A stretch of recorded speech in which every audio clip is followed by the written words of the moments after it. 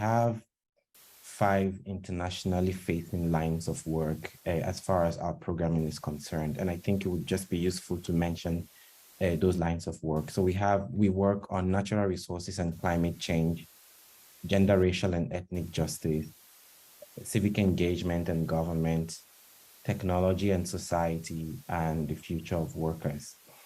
Across these 5 areas of work, at the heart of Ford's work is the idea of societal transformation.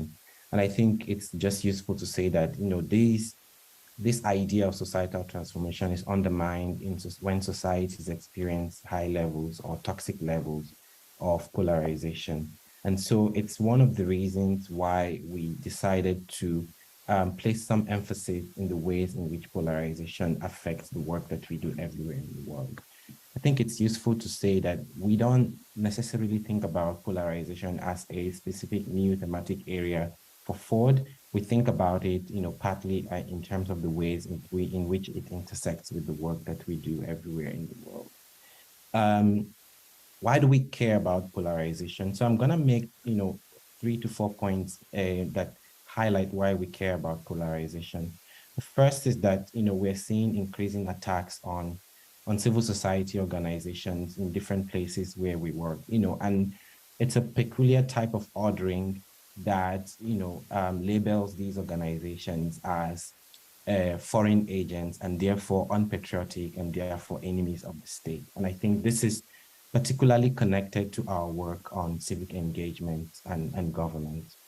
The second piece is that, increasingly we see the role that disinformation and misinformation plays in different parts of the world.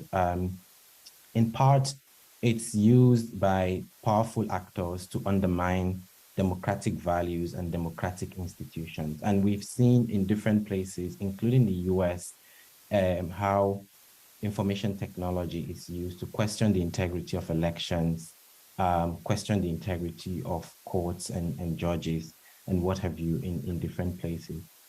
In some cases, we've seen how the use of mis and disinformation has resulted in violence, in countries in different places.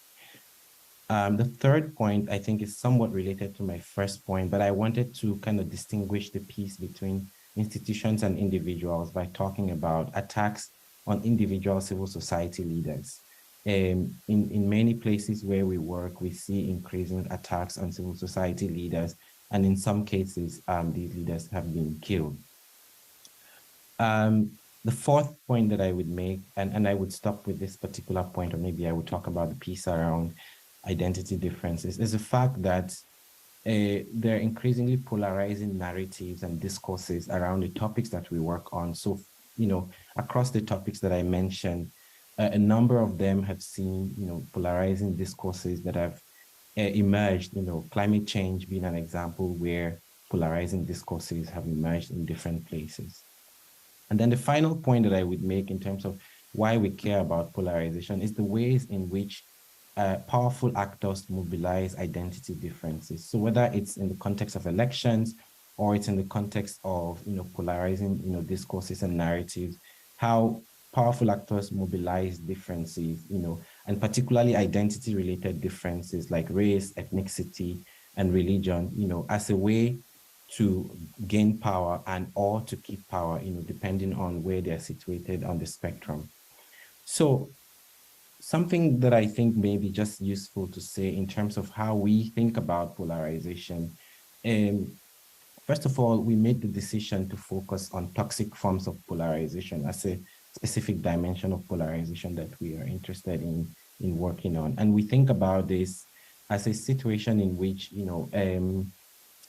groups do not just, have disagreements between each other, but see other parts as not just threats to their ideas and positions around things, but also see them as existential threats. And I think this way of thinking about polarization partly comes from the work that one of our partners, the Horizons Project, has been doing in the US.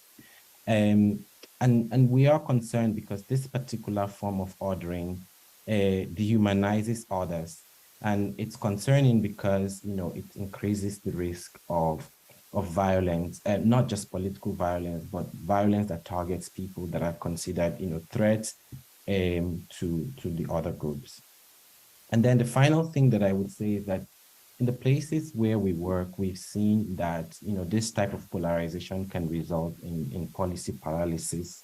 And so governments are not able to move forward on the things that affect the lives of the people that, we seek to address the issues and that affect. And considering that we are interested in societal transformation, a key piece of that is the role that policy plays. And so when governments are unable to function because of this type of toxic disagreement, it affects the work that we all do. As Melanie was saying at the beginning, no amount of funding that we bring to the countries where we work can substantially solve the problems if we don't have the government, contributing their own part. So it's very important for us that, we are addressing this matter in some way, because we understand that it has implications for the availability of both resources and progress on the issues that we care about. So I'll just say two more things, and then I'm going to stop so that I'm not taking too much of the time that is available tonight. The four things that we want to do. We want to learn about polarization. Internally, we want to learn and deepen our understanding of polarization as a concept, and look at the ways in which it intersects with the work that we do across the foundation. Externally, we want to be able to contribute to the process of building ecosystems, either an ecosystem or several ecosystems of thinkers, leaders, different types of stakeholders that can be thinking about this problem and ways to address it. We also want to be able to contribute to an emerging field. And I think this is one of the questions that, kind of remains to be addressed, whether or not polarization needs a field of its own. And I think the point about what's adjacent to peace building and conflict resolution, I think this is one of the questions that stands out for us in terms of whether polarization as a topic needs a field of its own, whether it needs to just focus on drawing out principles that address, that address it as an issue. But also related to that is, I think, questions around whether or not polarization can be seen as just an analysis of the context rather than a substantive problem of its own. And I really look forward to the conversation this evening. But in any case, one of the points that we are interested in is really to contribute to developing a body of knowledge or a field of some kind that addresses the issue in a substantive way. And we want to be able to see the intersections with other fields that address, the broader range of issues that are related to polarization. And then the last thing is that we want to be able to contribute to developing tools that will help philanthropy, as well as organizations that are engaged in the field in addressing this issue. So finally, I want to talk about, what is being called now the solution spectrum. We've been working with the Institute for Integrated Transitions based in Barcelona since the beginning of this work. And they have come up with an analysis that helps to provide some kind of descriptive framework for solutions that have been used to address polarization in different parts of the world. And that framework has three buckets. The first is facts and narratives. And I think one of our kind of learning questions, dilemmas, actually also sits in this particular bucket. The second bucket is dialogue and outreach.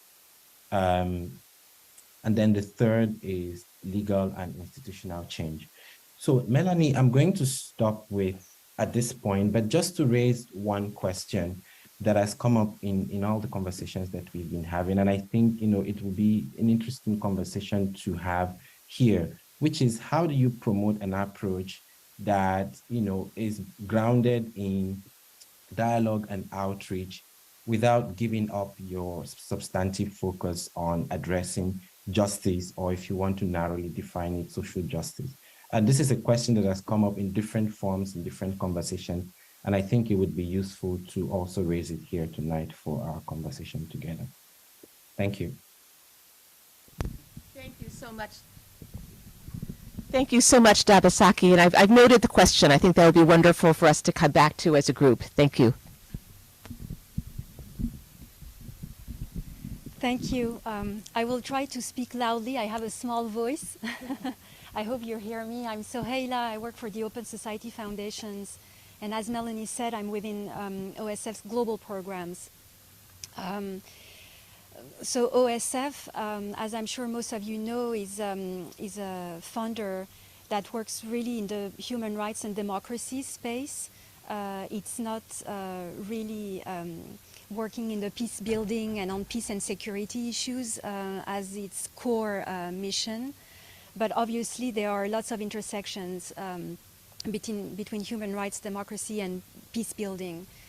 Regarding the, OSF's overall goals, it's very much about promoting democracy and human rights and freedoms, and countering the global authoritarian wave.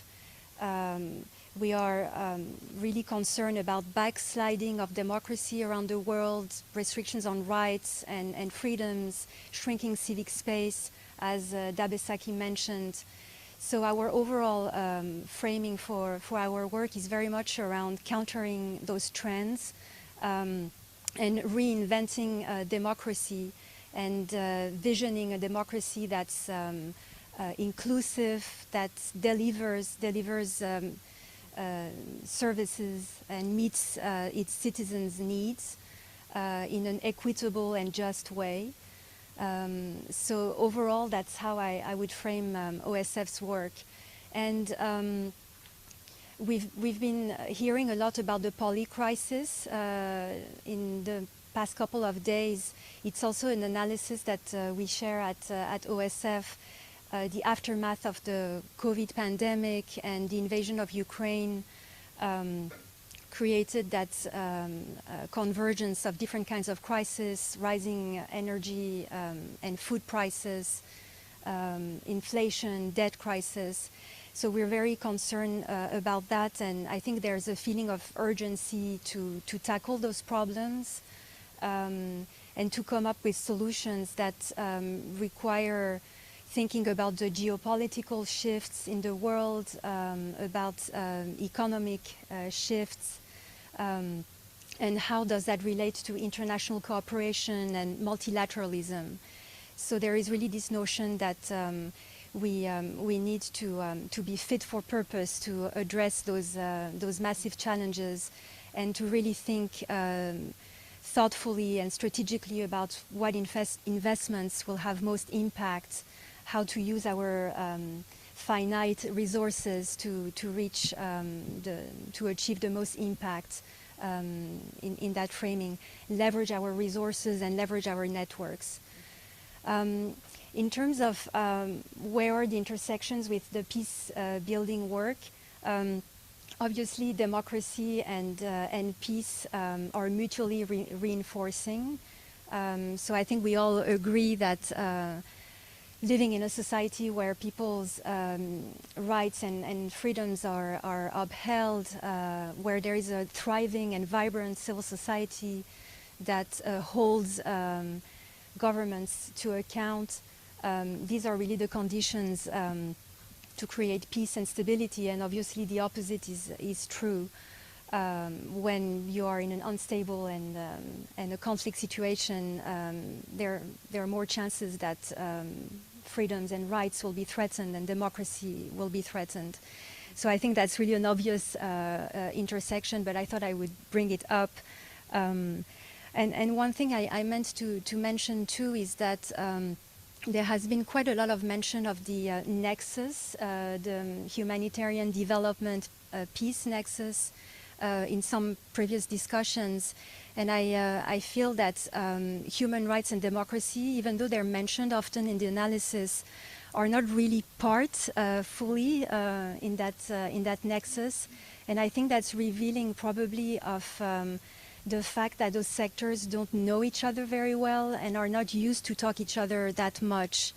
So I think that's an interesting reflection to think about how to have a narrative that really weaves all these pieces together, especially because this analysis that democracy is backsliding parallel to the increasing number of conflicts around the world, those massive challenges that we're facing actually have common causes. And I think the root causes of conflicts and the root causes of democratic decline are similar, relating to issues of justice and inequity.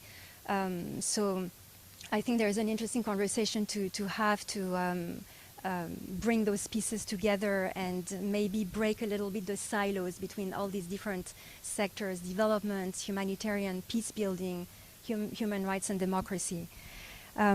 And in terms of some issues that I work on, that OSF works on, and where I think there's really also a strong intersection with your work, one is justice and accountability. And of course, in places of conflict or post-conflict situations where some peace-building organizations work on transitional justice, there is a strong overlap with work that many human rights organizations do, trying to reform the criminal justice system and make sure that it's functioning, that there is the rule of law prevails, that the country is well governed, and that institutions are functioning. So all that work is very much carried by civil society organizations, very much in the human rights and democracy space. And then again, of course, there is a synergy with work that happens in transitional justice. So that's definitely one area of overlap and complementarity. And another one that I think actually Dabesaki just mentioned is the focus that we have in our community on human rights defenders and activists and protecting them, which is very much a focus in the context of shrinking civic space, authoritarian backlash, where human rights defenders and activists are really on the front line of being targeted and harassed and at risk. And obviously that's very much the case as well in context of conflict and violence, where often these individuals are also primary targets. And we have a very broad definition actually of human rights defenders and activists, and we include women defenders and ethnic and racial communities and groups, as well as journalists, climate defenders, indigenous activists who work to protect their land. So we really strive for a broad definition that's inclusive of all these different communities and groups, and work really to try to support networks that protect those activists and those groups: digital security, physical security, psychosocial support, legal and financial support. There's really a lot of work that's done at the national level, often supporting coalitions that deliver those services, and also at the regional level and trans-regional level. That's our strategy, to really support those different networks and ensure that people are safe and able to carry their work wherever they are in their home country, or if they've been displaced and relocated as well, that they're able to work from abroad.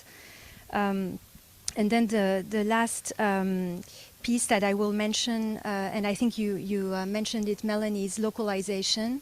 That's also a theme that's very present in our work at OSF. Obviously, the organizations that we support are typically largely organizations at the local, national level, including community-based organizations that are really grassroots. There's really a lot of work that OSF does to support those organizations in different areas, on different issues. That's very much led by our regional programs. We have a large presence, as you know, all over the world. And then at the same time, there is a reflection on how in multilateral spaces to also ensure that local voices and civil society are heard, are included, and that the decisions are also in their hands. So there is really a live conversation to think about how to support that in the multilateral system, the UN, development banks, to bring local voices to those spaces and ensure that resources are allocated where the need is greatest at the local level. So that's also an area which I think really resonates with the peace-building community. So I will probably stop here and hand back to you, Melanie. Okay, I have a loud voice, unlike Sohaila, my colleague. I'm Alex Thoma, and I lead the Peace and Security Funders Group. I think, does anyone not know what PSFG is? Okay, all right. I'll say what it is for the few couple folks. So what we're a little bit of a strange beast. We are neither a grantee partner, implementer, NGO, nor a grant seeker, nor are we a funder. We're in this nexus space. Our job is to help coordinate and hold space for the funders so that they better serve you as NGO partners. That's our job. You may know us. Most of you probably know us because of the Peace and Security Funding Map. It's great. It tells you who's funding, what, where, how. It's updated in real time, daily. It's awesome. Check it out. It's linked from our website, which is peaceandsecurity.org. And our job is as sort of, as I said, is to sort of help the funders, support the funding community, be better, in better service to you, the grantee partners who are, on the ground doing the actual work of peace building.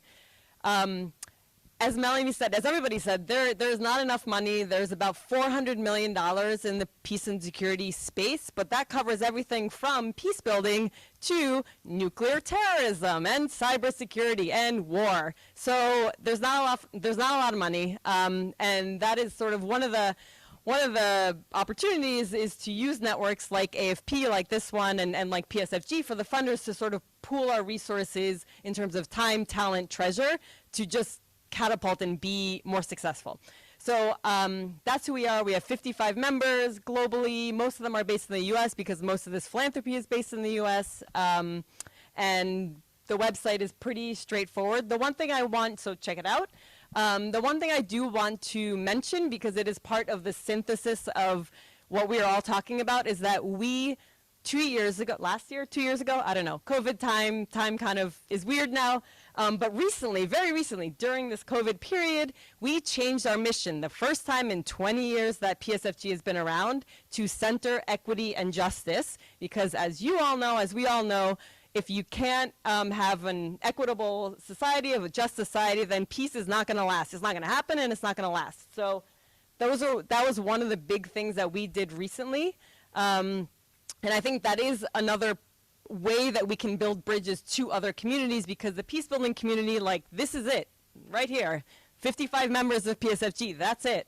It's not very big. And the problems aren't siloed. They are complex. They do relate to other issues, human rights, polarization, et cetera. So we recognize that, and we also wanted to center equity and justice in our mission to support the funders to do so as well, and to meet the reality of what's on the ground. So the three challenges we've talked a lot about, and I'm going to make my remarks super short so we can get into Q&A.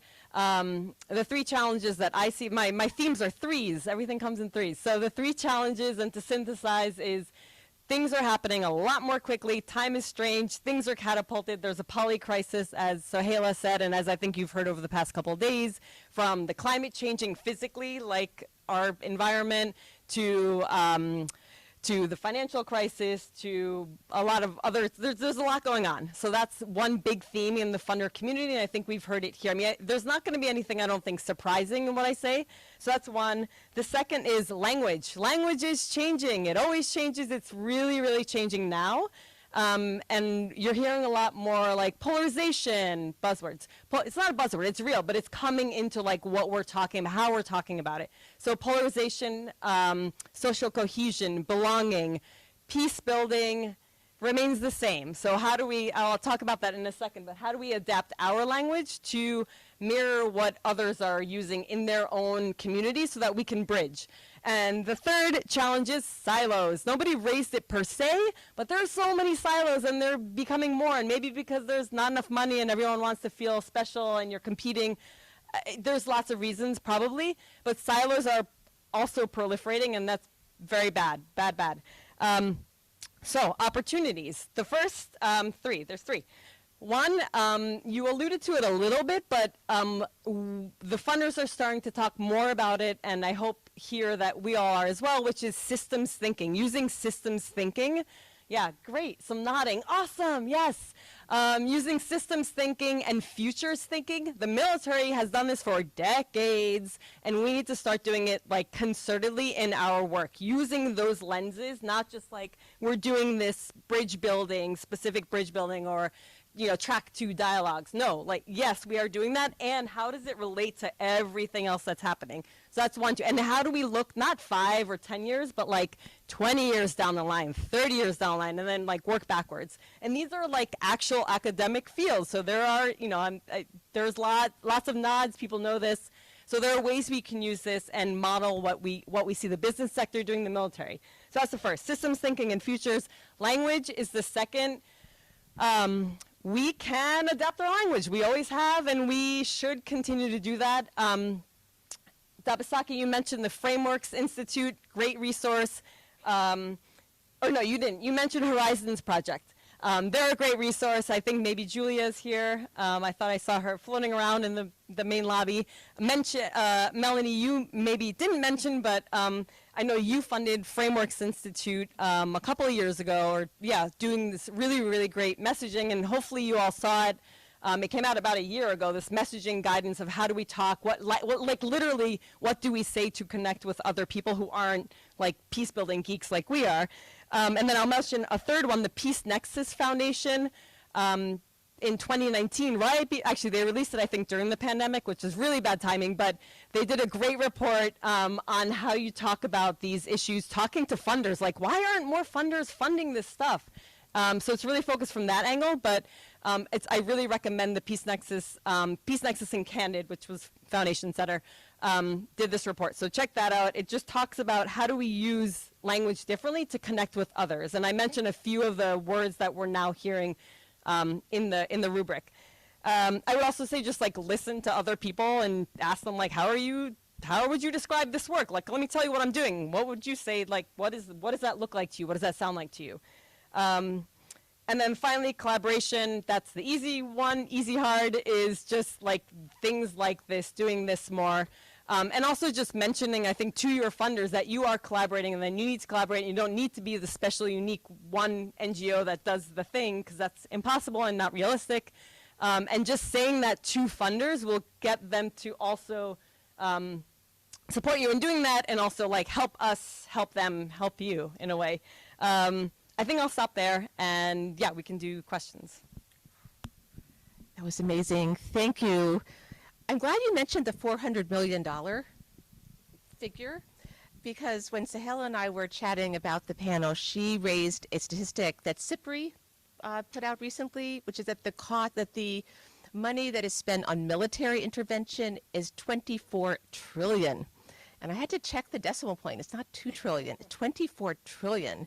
I think the human rights community is at about 2 billion a year, so compared to 400 million. So just a sense, again, of how much we need to be pooling our resources to even make a dent. So I had originally thought about having one more question for our panelists. What I would love to do, though, is really throw this open for reflection on Dabasaki throughout a question which I think is central to peace building, of how do we use dialogue, but in a way that promotes justice. But we've raised many other themes around language, around related adjacent fields. The word justice came up, I noticed, in all of your remarks. Maybe this group, maybe we'll do 3 questions or reflections at a time and have it back and forth.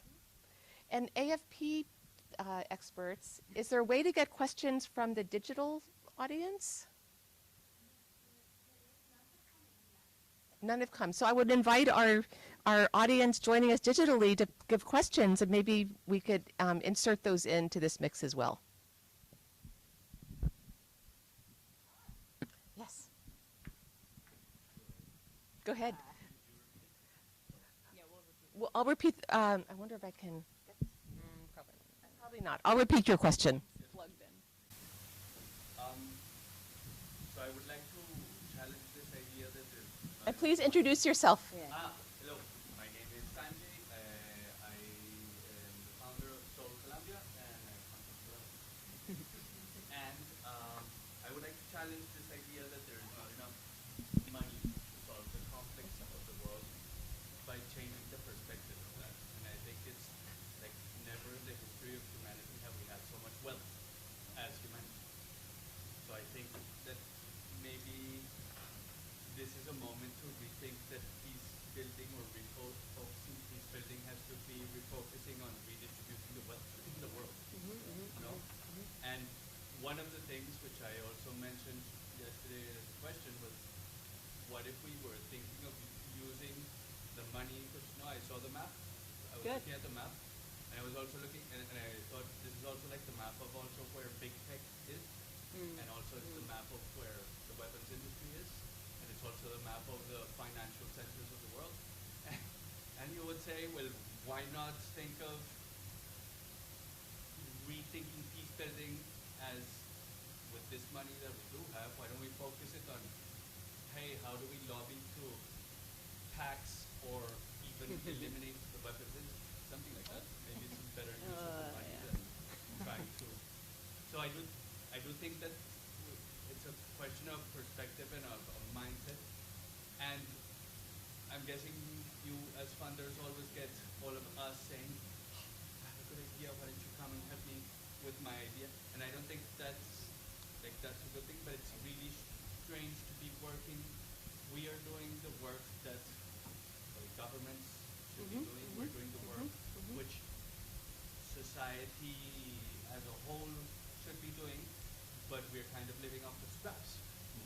So I would like to challenge this idea that there's not enough money. I do think there's enough money. What I do think also is that we are not given the proper place for the work we do. I don't know how to make that. Hear, hear. It was brilliant. Hi, Yvonne McPherson from BBC Media Action. And Devasaki mentioned facts and narratives and dialogue and outreach. And I would like to hear from him and maybe the other panelists as well, what your perspective is on how you may be engaging with media in this, both news media and the creative media industry in addressing the narratives, facts, and stimulating dialogue and outreach. Just take one more and then we'll reflect. Yes, Angela. Hi, I'm Angela from Colombia, from territory.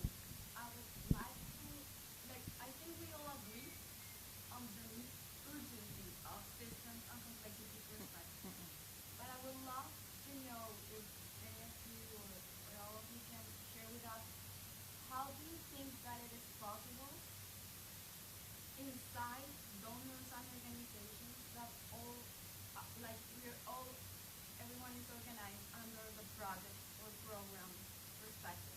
Does that invite us to go beyond program and project perspective? And that is like a lot of challenges inside the organization, like our own infrastructure. So I don't know if you have any thoughts, ideas, or how you have been thinking of this.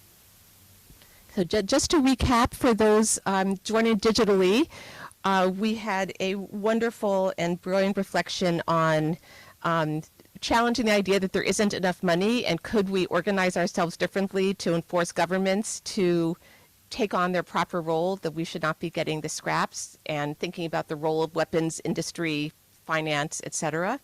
A question about the role of media and our engagement with media, and a question about, if I'm paraphrasing, program and project-oriented support that really causes organizations to have to twist rather than more general operating support. So I wonder if we'd like Dabasaki, Sahela, and Alex to kind of go in that order, reflecting.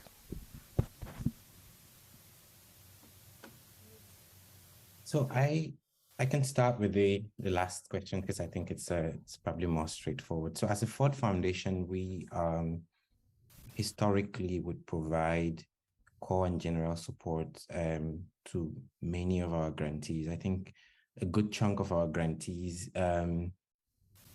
receive core general support grants for the work that they do. We actually would largely prefer those vehicles as the way to support organizations that we work with because of the reasons that you've given, that they're more flexible, they're more amenable to any changes that occur in the project cycle, et cetera, and that organizations are able to be more nimble in the work that they do. So as a foundation, our historical preference has been to provide grants that are general and core. And if I can just add that we've recently established a build program that is now in its second 5 years, and it's really intended to provide that kind of support, but also with some specificity around making sure that organizations can channel some of that fund to institutional strengthening, so that organizations are able to address the kinds of challenges that come with the limitations of project grants. So just to say that, as a foundation, this is our preferred channel in most cases.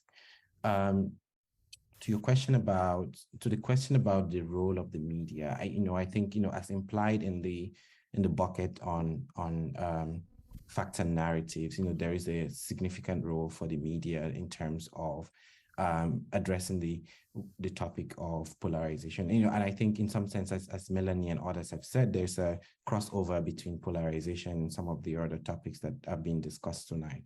In our dockets, we have a number of grants that are specifically focused on working with media organizations in different parts of the world, but also grants that are focused on engaging through online platforms that, so for example, we have one grant in South Africa that's looking at engaging young civic leaders through online training and support to be able to expose them to political ideologies that they don't normally interact with, as a way to expand the scope of their intellectual engagement with political issues.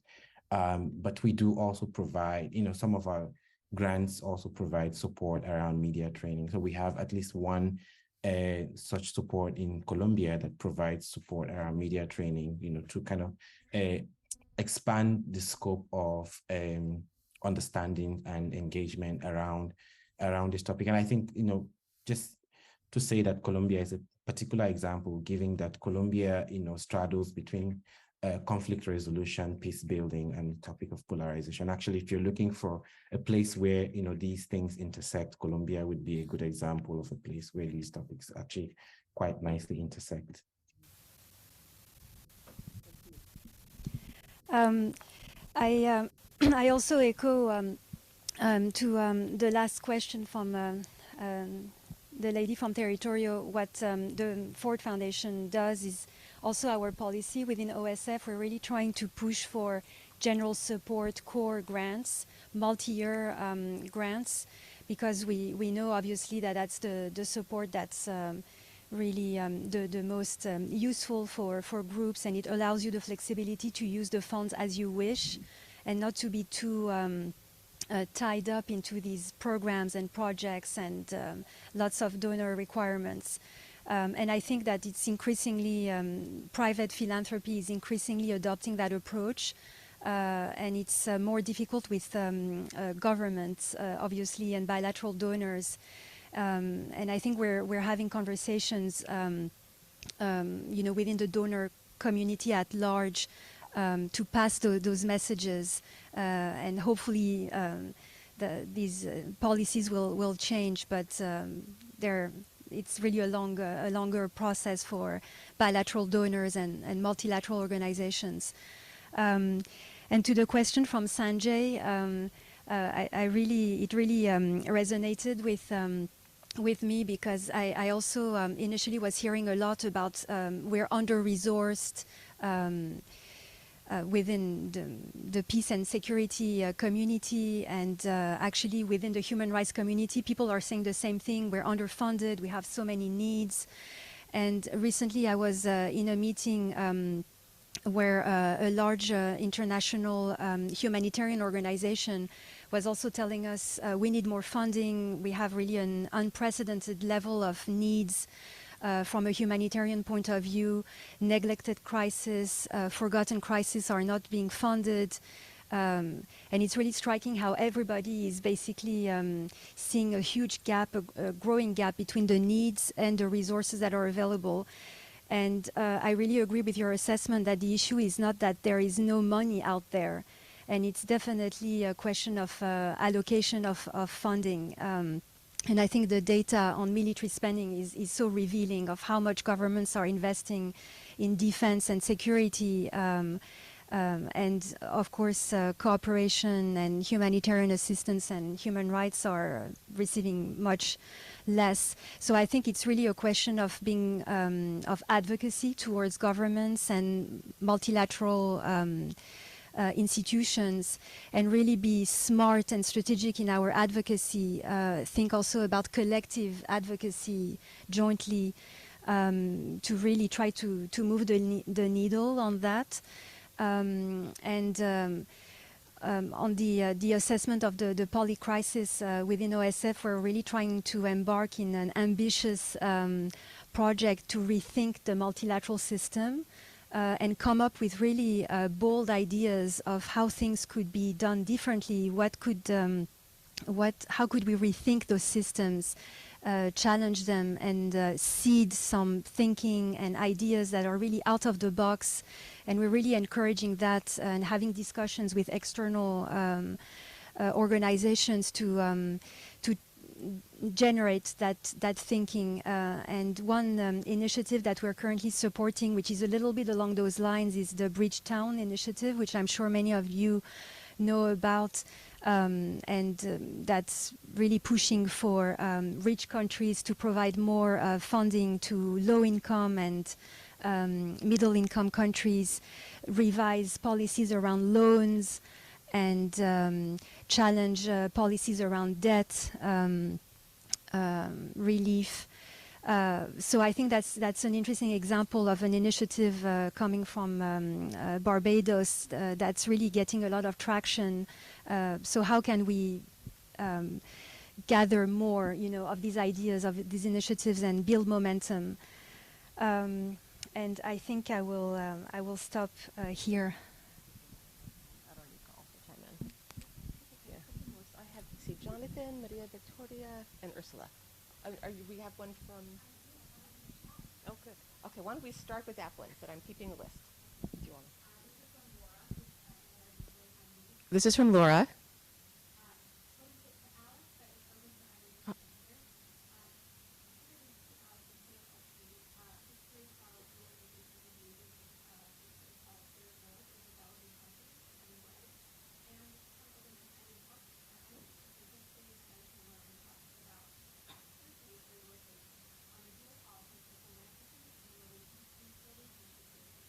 That's a narrow question. The question, does the Peace and Security Funders Group engage at all with, and in the caller's words, third world countries? We could talk about the framing. And then how does the funding community and PSFG work on issues of geopolitics, security, and peace building? Do you want to take Ursula also? Or do you want me to? Why don't you answer that, and then we'll go into the room. Okay. It's a huge question. I'm not going to give you a good answer because it's impossible, Laura. But thank you for the question. So we engage with non-U.S. folks in as much as our funders do. We, as I said, think of us as more of like a container, a facilitator, a holder of space for our members. And so in as much as our 55 members engage with whatever countries they engage with, that's how we engage with them in supporting our members. That's the short, sort of straight answer. I did, while I'm talking, just there has been a movement, you probably know about it, the Shift the Power movement, which to Sanjay's point earlier, I wrote it as a note, but just since we're running out of time, there's the Shift the Power movement, was just trying to do some of the things that you're talking about. You're probably, I hope you're familiar with them. Are you? Shift the Power movement. Okay, so check them out also after you play around with the map. There's also the Trust-Based Philanthropy Initiative, both of which are trying to do some of that engagement. So I would recommend both of those resources to everybody here. And in terms of policymakers, we support our members in engaging with policymakers, again, in as much as they work with them. It's a longer answer, as does AFP, by the way, as does the Prevention and Protection Working Group, as does Foreign Policy for America. There are a bunch of organizing networks that do that engage specifically with policymakers on our issues. Yeah, maybe I'll just leave it there. And since you mentioned Shift the Power, please everyone talk with Angela in the corner here, because Territoria in Colombia will be one of the hosts of the Shift the Power conference in Bogota in December, which is just wonderful for the whole field. So raise your hand so we know to talk with you. So Jonathan, Maria Victoria, and Ursula.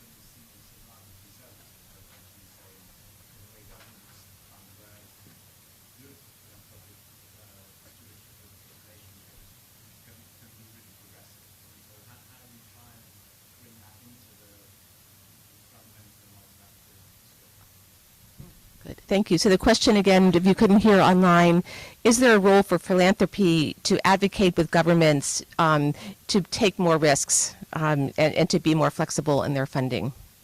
Okay, Maria Victoria. Yes. I will connect with the question that Jonathan just raised, and also I'm Maria Victoria, and I am also from Colombia. Ideas for Peace. We're talking about Colombia. Okay.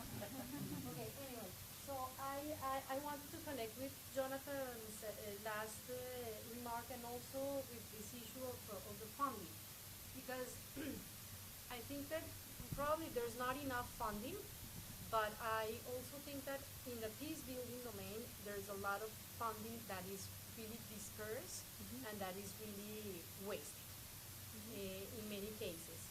Probably not in the I wouldn't get into the humanitarian issues, which are another completely different domain, and where scarcity must be huge.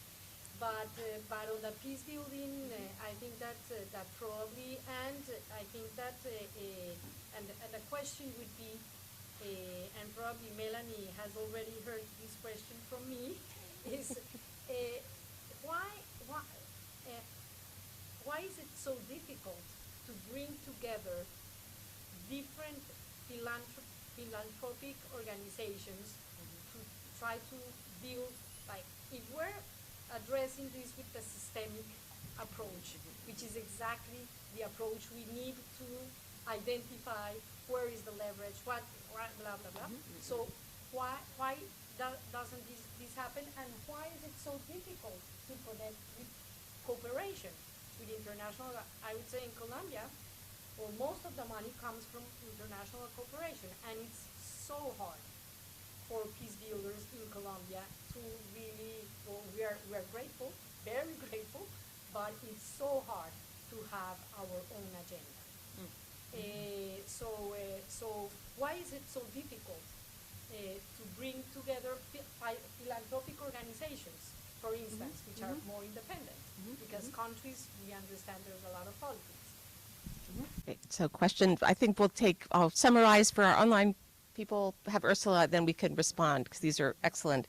Why is it so hard for philanthropy to get out of our silos and fund collectively? And I also heard, I think in your question, why it's just so hard to access funding systemically when you have to go to so many different ones. Okay. Ursula.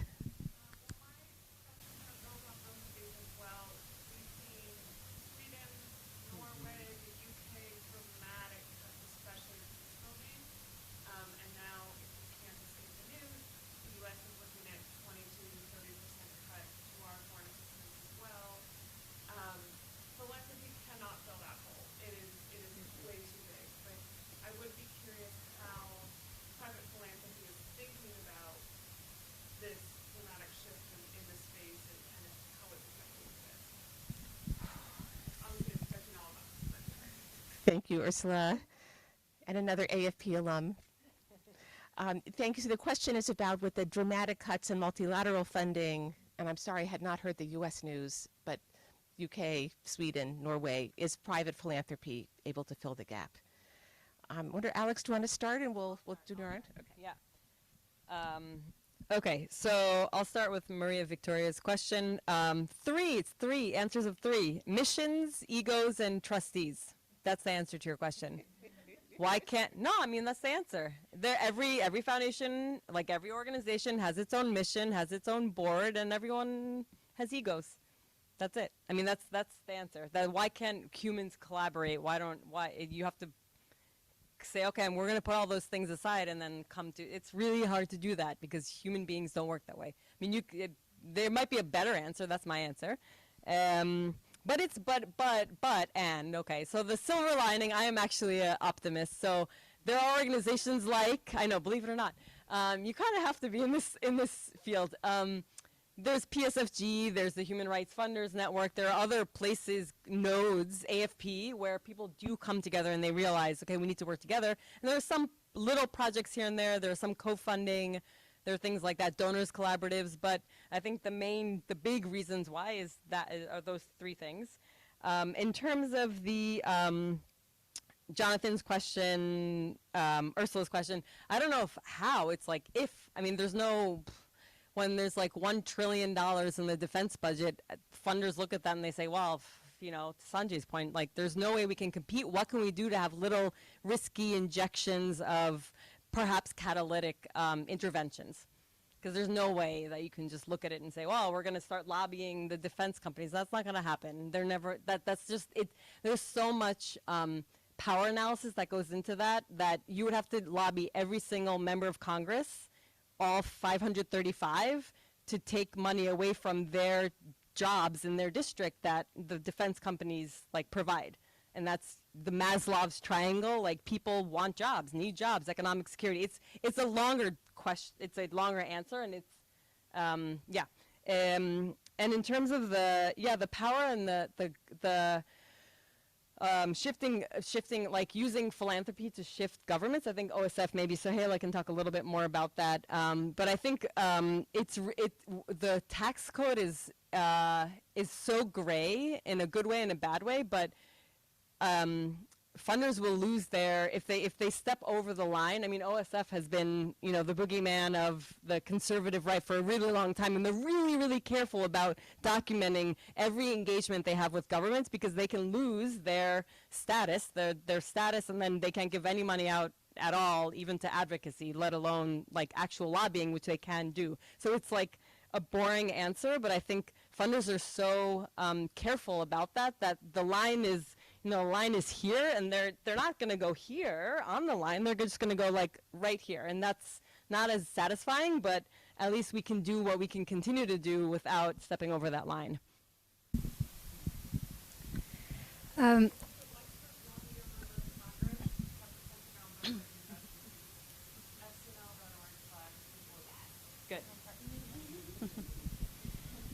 And I agree with what you were saying, Alex.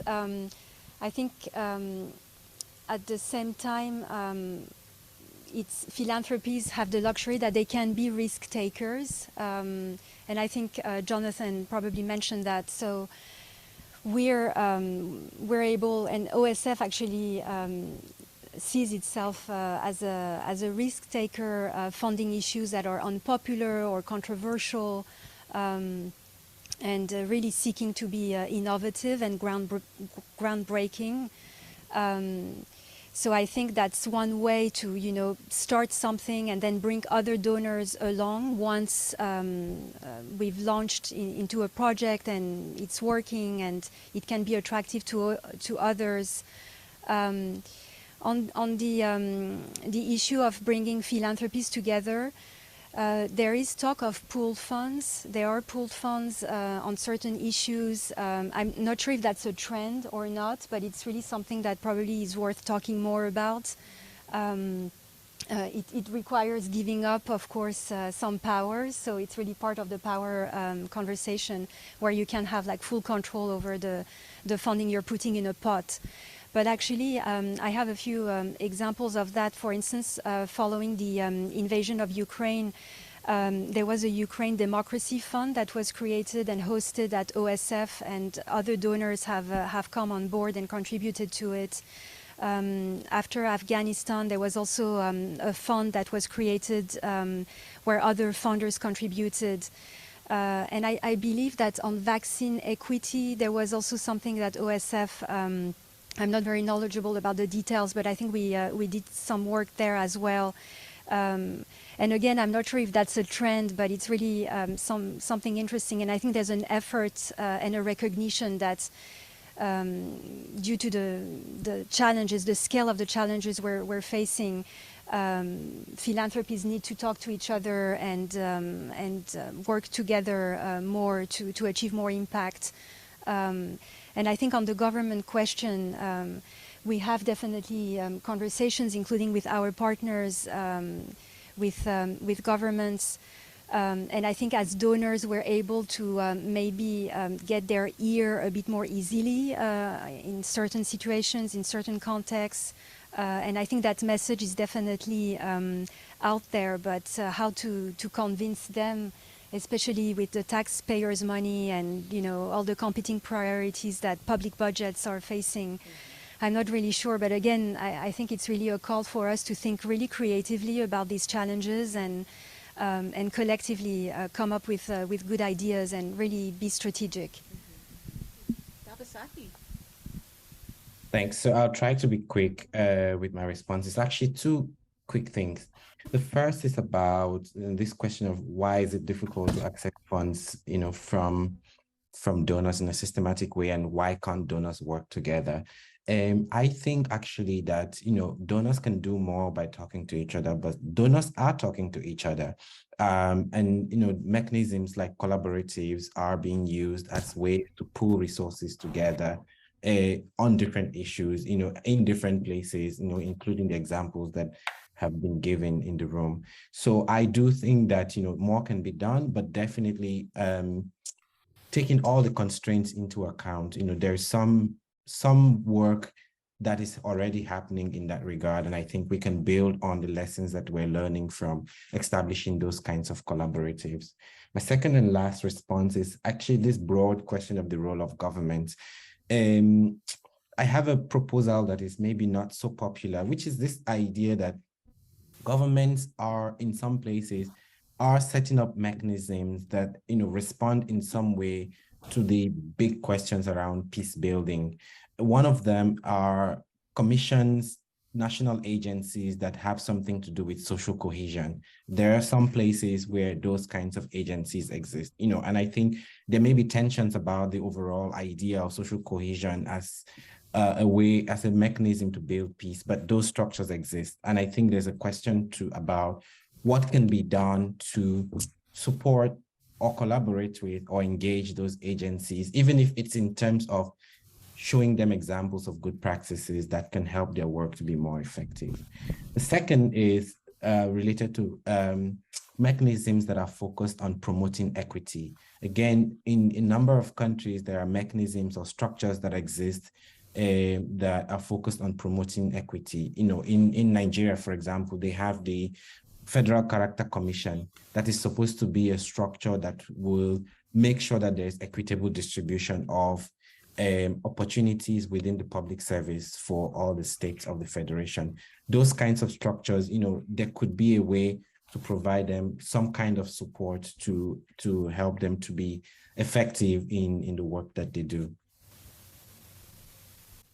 Good. Well, I want to thank all of you in the room for these really thoughtful and challenging questions. I hope this will really be the start of a dialogue. I want to thank the three of you for being so open about the challenges and also the opportunities you're facing, and just the transparency. And I hope it won't be until PeaceCon next year that we re-engage, that this will be ongoing. So thank you all.